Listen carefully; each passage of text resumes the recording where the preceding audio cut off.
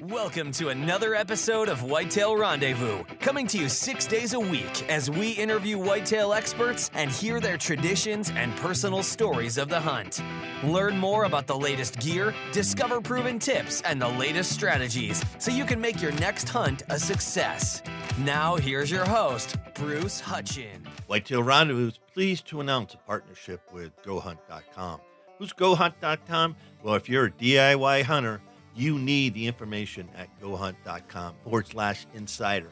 Why? Because it provides 4,200 profiles, every unit, every species, and every season. Furthermore, they give in-depth analysis, interactive maps, unit access, and seasonal trends.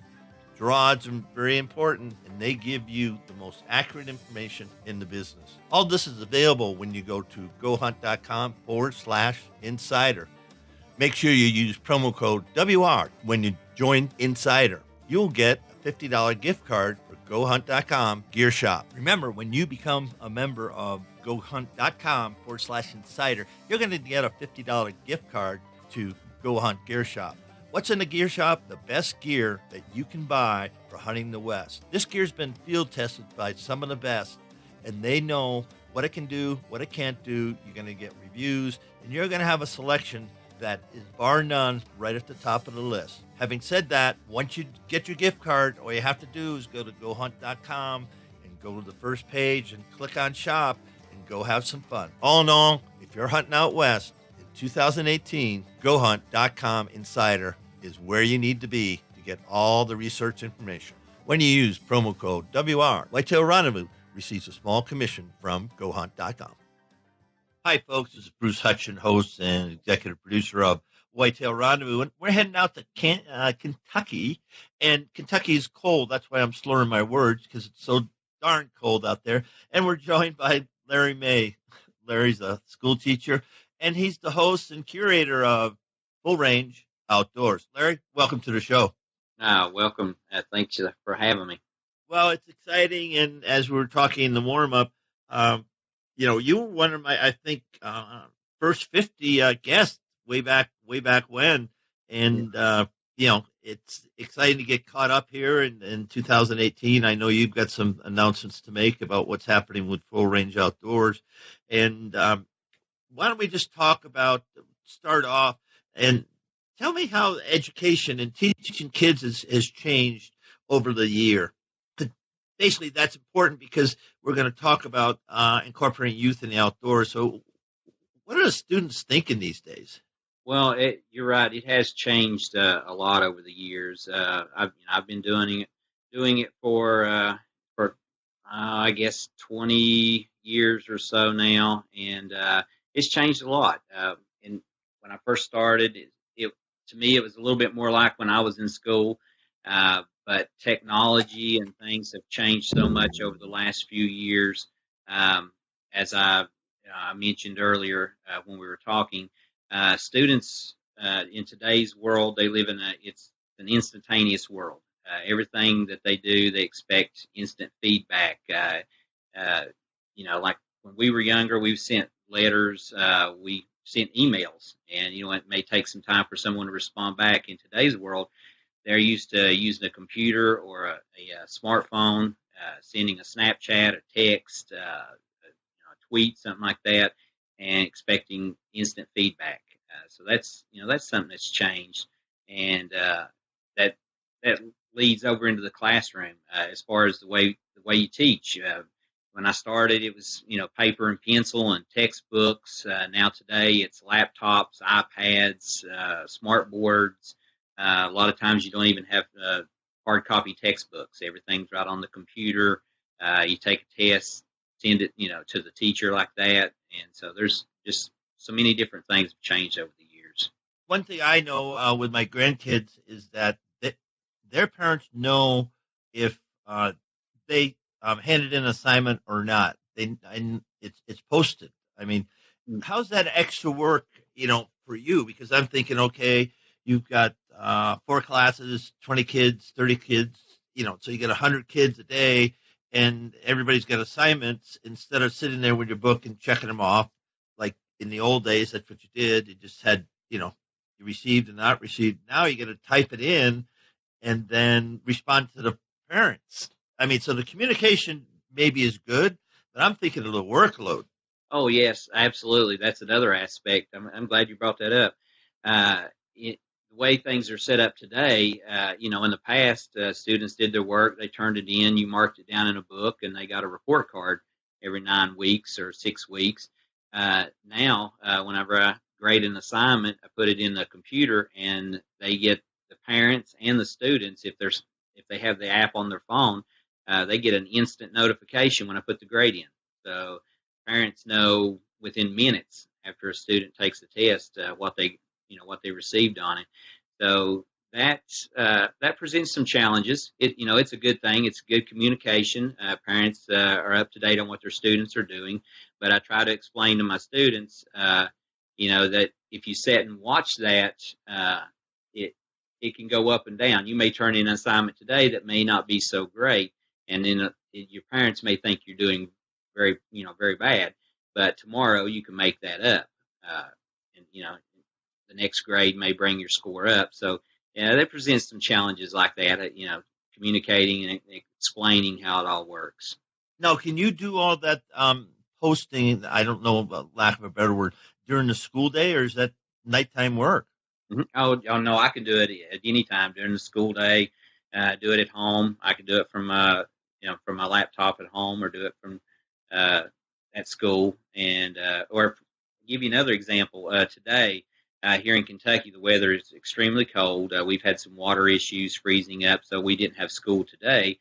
But we have what's called an NTI day, and the students actually do work from home. So today counts as a school day, but they're doing lessons that we have loaded a computer or program they can go to. So they do their lessons at home. If they have any trouble, they message me on my computer, and I can help them with it and stuff. So what subjects do you teach?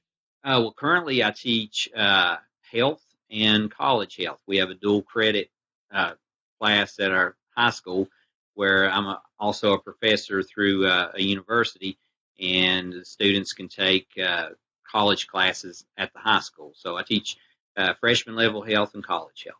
So, folks, you might be saying, hey, wait a minute, this is a whitetail show. Where's the hunting? And we're going to get into that part where I'm trying to tie it in for everybody because, one, it's important to know what the heck your kids are doing. Two, it's important to get the kids outdoors. And that's one of the big things Larry strives to do, he and his wife strive to do, is get youth outdoors. And so let's talk about, okay, we're out of the classroom now. How do we get Jimmy and Susie and Bob and Jane, out into the forest? Maybe they're not hunting, maybe they're fishing, maybe they're just hiking. I don't know. And to me, I don't really care. Let's get those kids outdoors. Oh, yeah, absolutely. Just anything to be outdoors. It doesn't matter what they're doing. And that's a good question. How do we do that? And, obviously we can have programs at our schools and things to help them do that. But that only goes so far. And there's, limited amount what teachers or someone can do when it comes to someone else's children.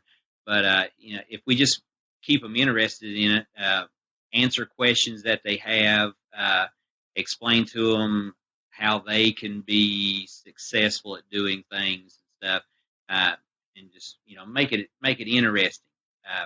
They see the things that I do or that my wife does. And my son, he's part of our show, and he's actually a junior at the high school I'm at. So they see the things that we do, and it keeps them interested in it. Then when they come with questions, I think it's important that we take our time and not to think that we're an adult or that we're somebody special because we have the opportunity to go to Florida and hunt or do something or go to Kansas. That we just take the time to talk to them and answer the questions that they have and things like that. So what would 5 things that you'd recommend to the listeners who have kids or who have neighbor kids that maybe, single parent, what should they do to get those kids engaged in the outdoors? Well, like I said, one, to get them engaged in the outdoors would be available. Be available to talk to them, answer questions, if at all possible. If you have the opportunity to take them with you, maybe take them fishing or something. Just take some time out of your day to do that. Um, let's see, things to get them outdoors. Um, if you have the opportunity to volunteer anytime, that's a big thing. Whether it be volunteering with Little League Baseball or a local archery club or anything like that. If you can volunteer some time, that's great. And possibly if you have any extra equipment that you no longer use, fishing poles, an old bow, at times I've tried to help kids out and maybe give them some scent stuff that they can use. So if you have any extra equipment to pass along, that's a good thing. And I guess another thing just to get them outdoors would simply be, just make it look interesting. Just what the things that we do, make it seem interesting and make it seem fun and successful. Thanks for that. So listeners, you might check out your state's DNR, Department of Wildlife, whatever it is in your conservation,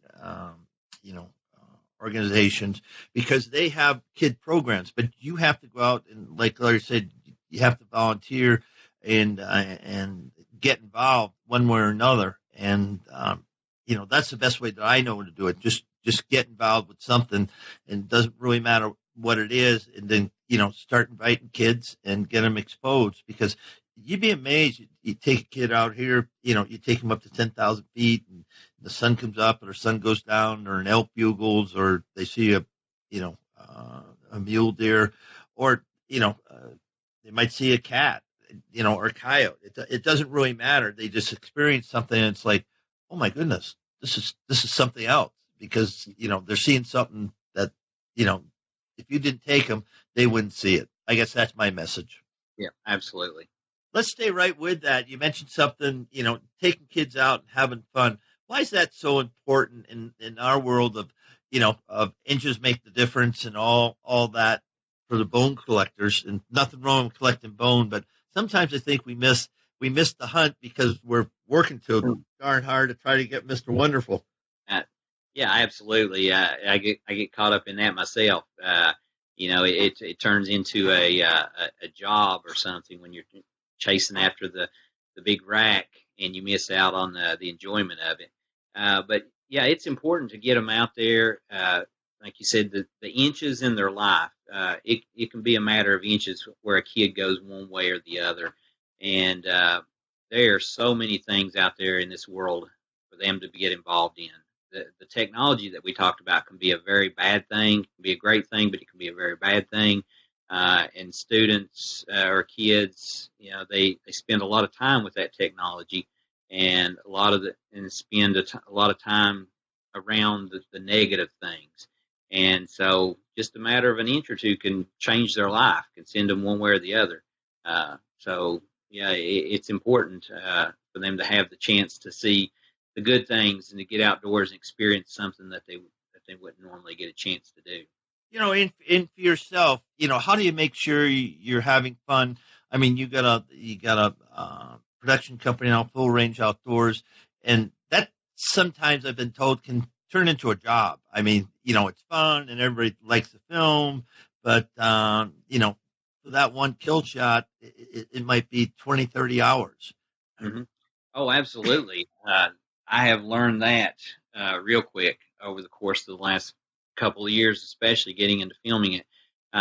It can take the joy out of it, and you get caught up in chasing, a big deer or a turkey and getting it on camera and hunting hours and hours, and you get caught up in it for sure, and it can take the joy out of it.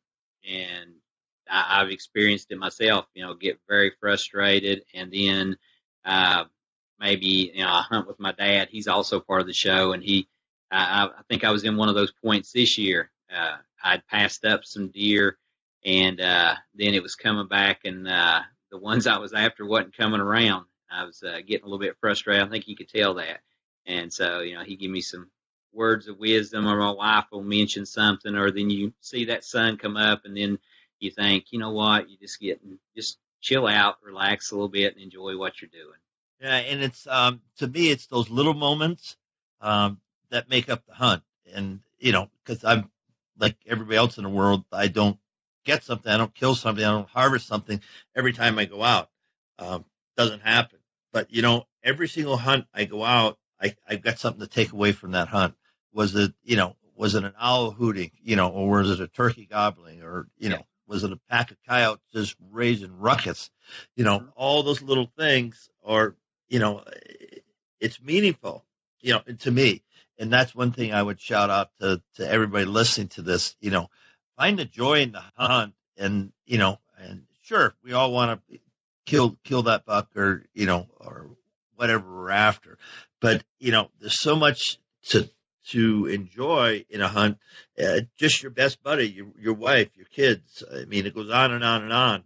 Some of the best times I've had with my son is in a goose pit, and the sun comes up and you're just sitting there all day. So you get a lot of time between naps to kind of chit chat and find out what the heck's going on. But those are the great times to me. And the older I get, the more important they are. Your thoughts? Oh, absolutely. Yeah, I couldn't agree more. Like you said, it's just seeing the sun come up, or the other day I was hunting and there was some turkeys starting to gobble and stuff, which is, you don't hear as much in the winter time. But yeah, enjoying those little moments, and that's to me, of course, you want to harvest an animal and you want to get it on film, but I really enjoy those things, and having the opportunity to hunt with my dad and my wife and my son.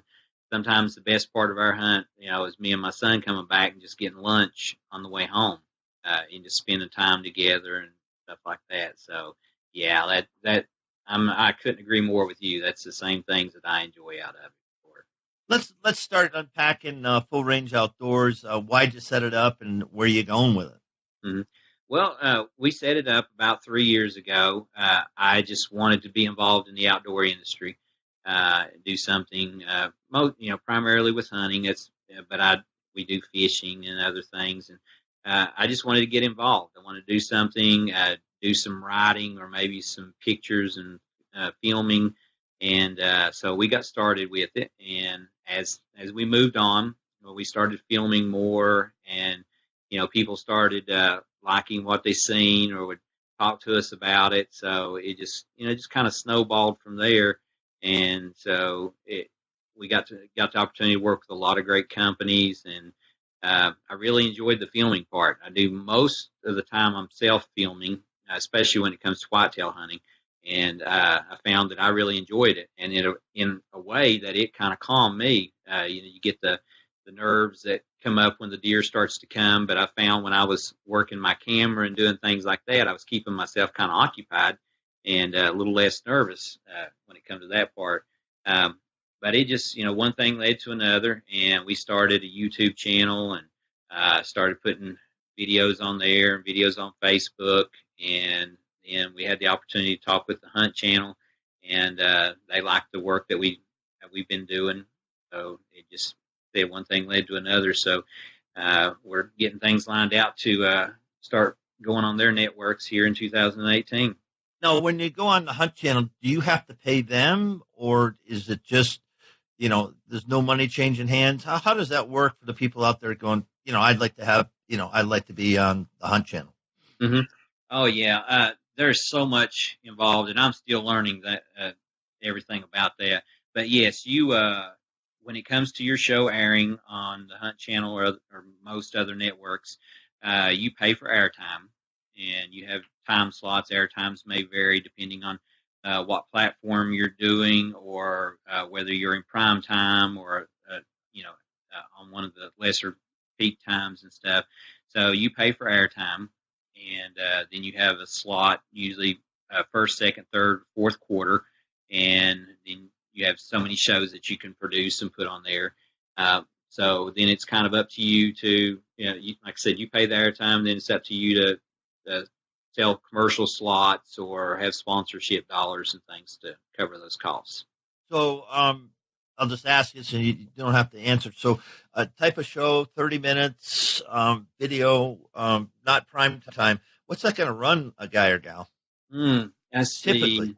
Yeah, typically, I want to say I'm trying to think now exactly, Bruce. About $75. This is just kind of ballparking it right now. About $75 a week.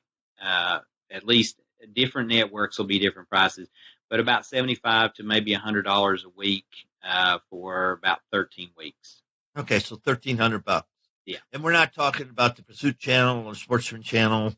We're talking, a lower tier, if you will. But it's still an outlet, and your work's being put out there.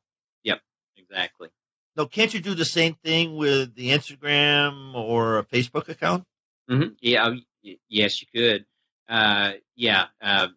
We've been doing it with, like I said, on Facebook and on our YouTube channel. So it's close to the same stuff. When we decided to go with the Hunt channel, we kind of turned ours into more of a business and looking to work with sponsor dollars and commercial time and stuff. But with the Hunt channel, we found we've got access to be on their different networks, which will be so you can get the show on Roku, Apple TV, and Amazon Fire. Then watch it live or on the video on demand on their website, and then of course they have a Dish channel as well. Now, did you look at Gen 7? I think it's Gen 7 Outdoors. No, I've heard of them and stuff, but I haven't really looked at their stuff yet. Okay, because it sounds similar. Mm-hmm. I know a couple of years ago I had, I forget his name, so I better be quiet. But anyway, so they were out there too, as there are, probably hundreds of people that are outlets, aggregators, and then they're, production, and then you're out there. But, I think that's fun. I mean, you and your wife, your son, your dad, it's a family affair, and you're putting some stuff together. And for those out there, what kind of self-filming, what kind of gear are you using? Well, with the gear that I use a Canon sitting right here. I've been working on stuff all day. Most of my filming's with the Canon R700, and it's your basic video camera. And of course, I use external mics and things with it. My second angle cameras, I work with Ultra Pro X cameras, so I use them. Muddy camera arms, then your basic tripods and things. So I guess that's most of the gear that I use, and then edit my own stuff and produce my own stuff at home. So you're doing all your own editing? Yes. Mm-hmm.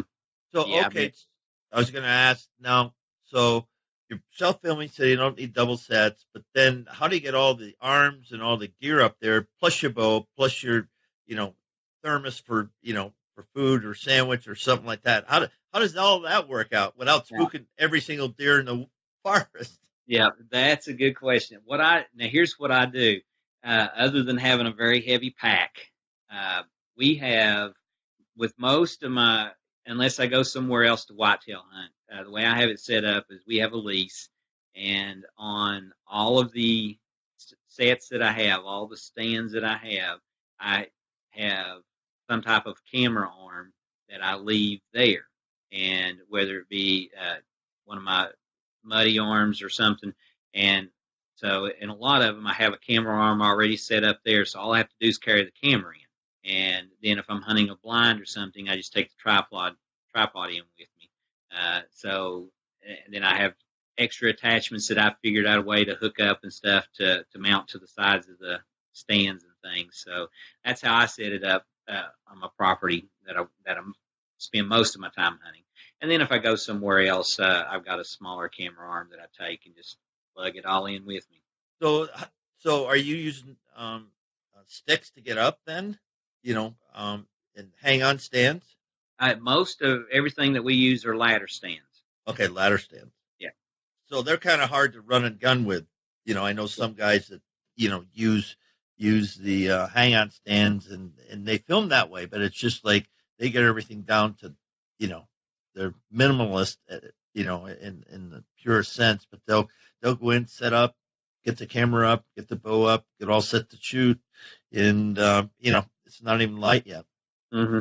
Yeah, yeah. That's another thing is that you have to get in early. To set all that stuff up.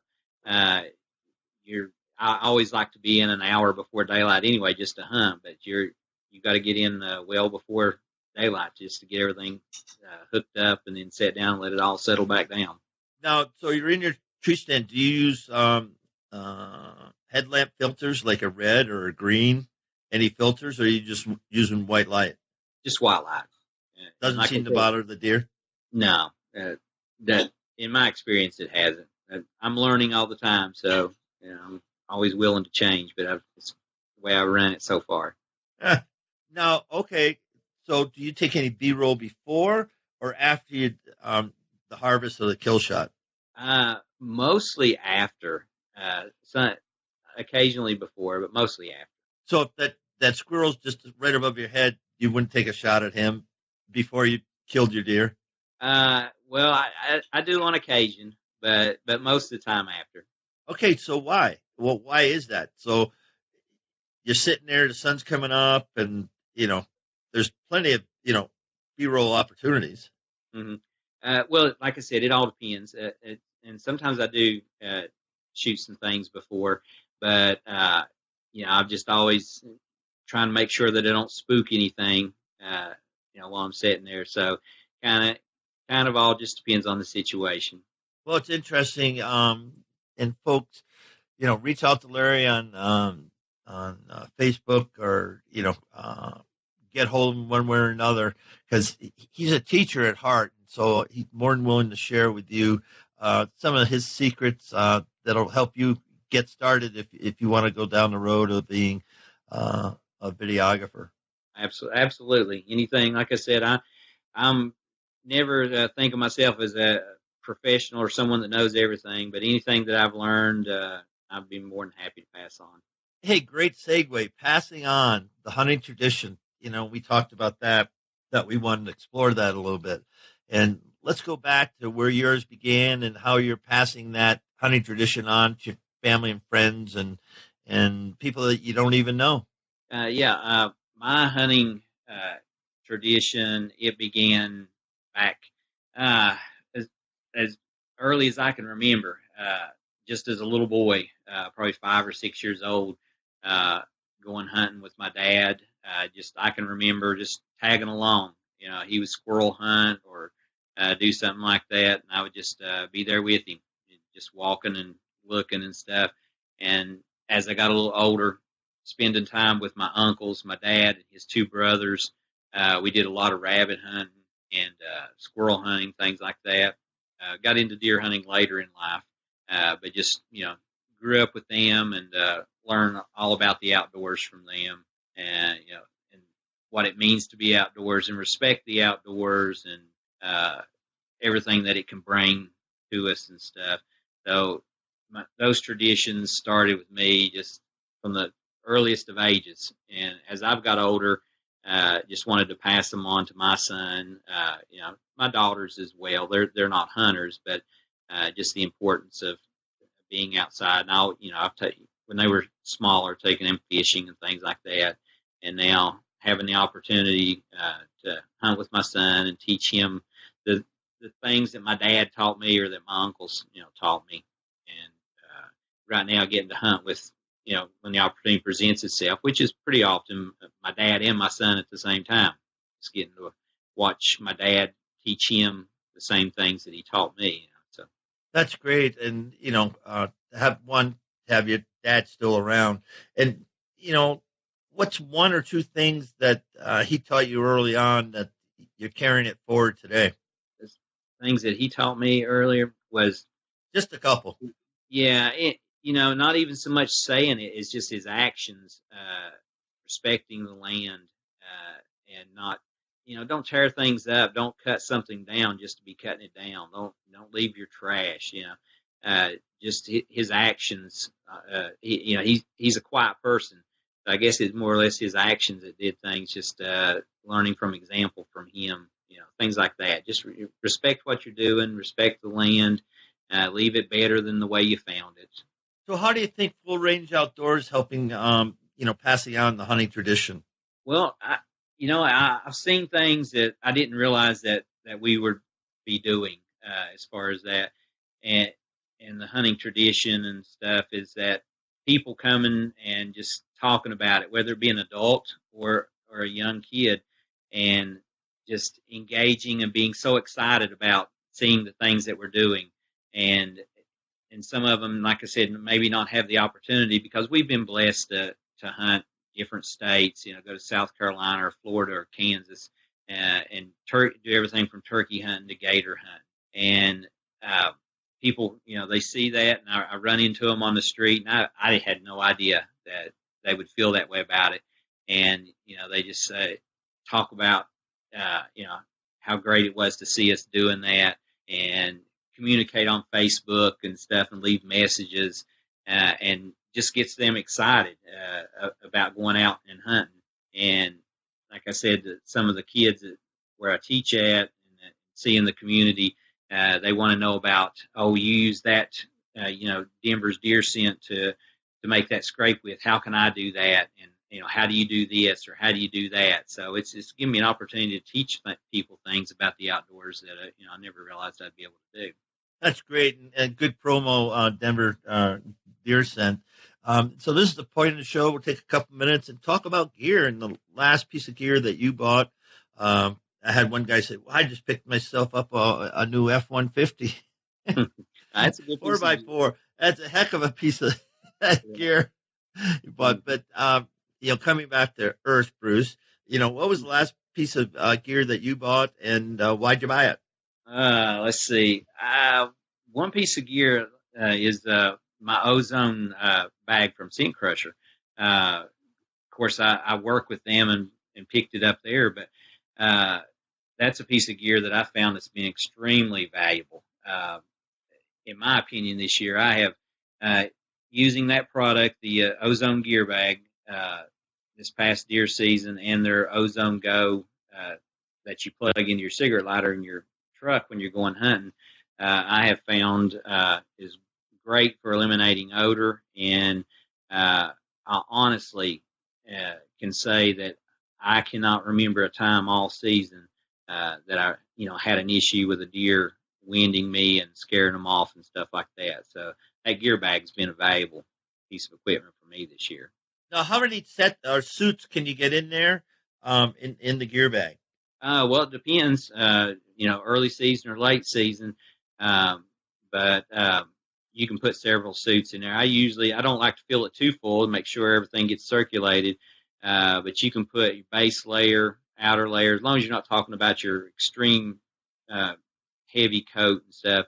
You can put, your base layer and your top layer and hat and everything in there, and then just zip it up, and you can turn it on for anywhere from 5 to 30 minutes to, and then the ozone works and eliminates the odor. Since you're a teacher now, okay, and some people already know how ozone works, but why don't you just take us through it? Why, you got Ozonics and you got, of course, Scent Crusher, some great companies out there that using ozone technology to, blow our scent away or, eliminate the scent. So how does ozone work?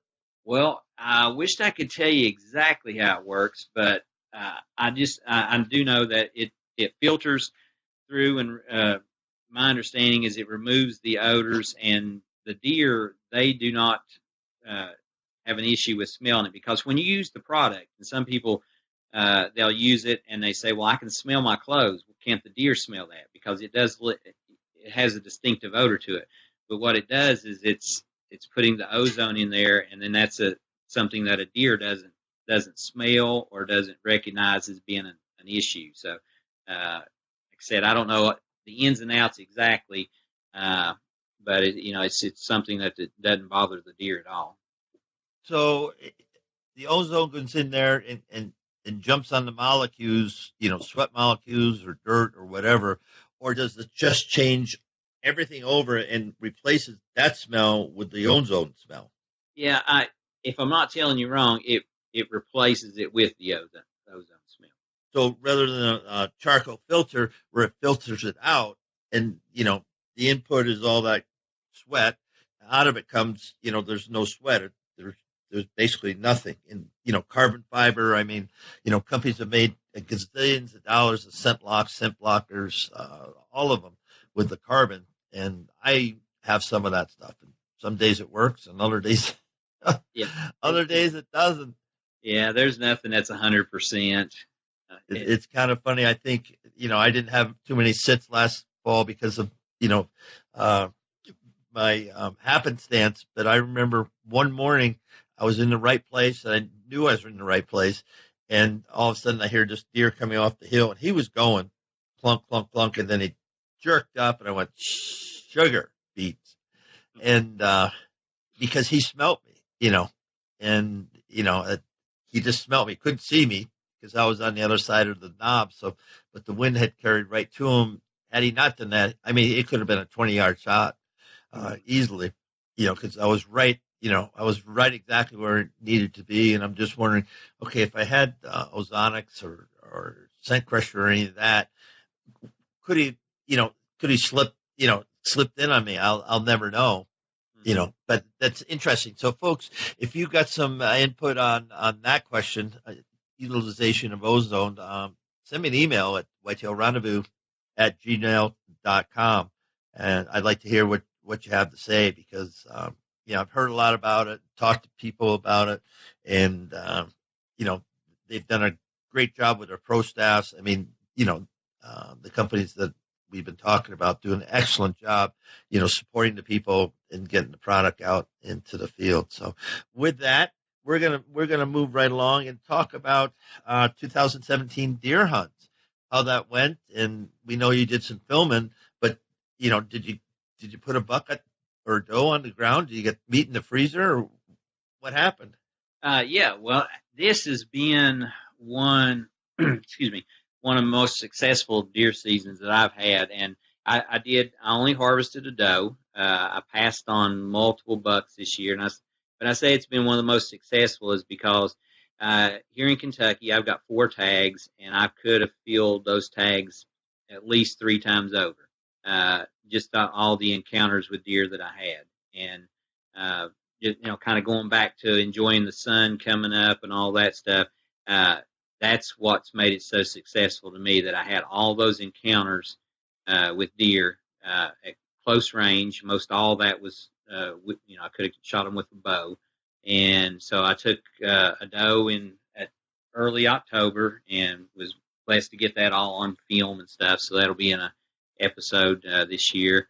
And then after that, had the opportunity multiple times to shoot more doe and bucks. I had several bucks. We were hunting a new property that we picked up last year, and it was our first year on the property. And after I got, the information in and stuff, had some really nice bucks.